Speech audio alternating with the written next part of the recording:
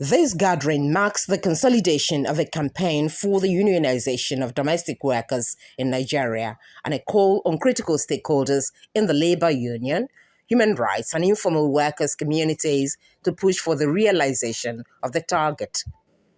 These activists are worried about the absence of a union to regulate the activities of domestic workers and monitor the respect for their human rights and labor rights, including their wages, working hours, and general sustenance as obtained in other climes where domestic work is highly professionalized and unions for domestic workers vibrant.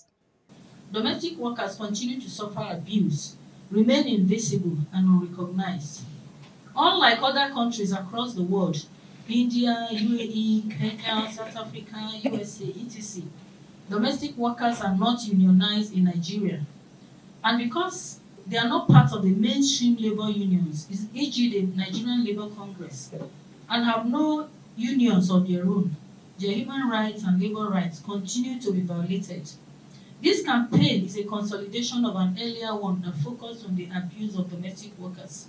Despite the provisions of Convention 189 of the International Labour Organization 2011, which recognizes the rights of domestic workers, they are still being exploited by their employers in some parts of the world.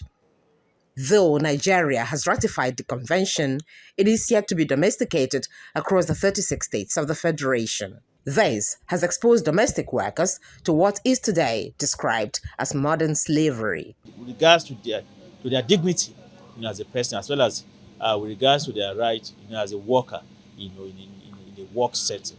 But for the past 13 years that this convention has been passed, Nigeria has not domesticated or ratified it, and that really has exposed, domestic workers to all kinds of abuses in Nigeria. Today, there are cases of domestic workers who have been raped, who have been killed, who have been assaulted in different forms. There is also, the trafficking of domestic workers from one country to another, from one state to another. The way you want them to treat your child is the way you should treat other children. It's not only the rich that maltreat people, even the poor, even the semi-poor also maltreat poor children. So we are using this medium to advocate that they should have human face on any domestic workers. Grace Ade is an adult now, but she's yet to overcome fully the trauma and pains from years of domestic work as she narrates her ordeal. Actually, it wasn't easy. It wasn't easy at all.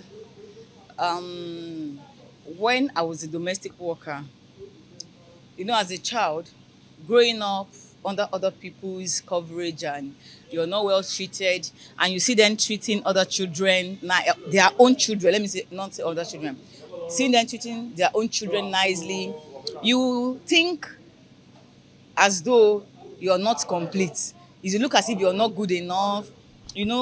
I grew up having this inferiority, like I am not good enough. I've been in different homes, I've been maltreated, so I'm not free.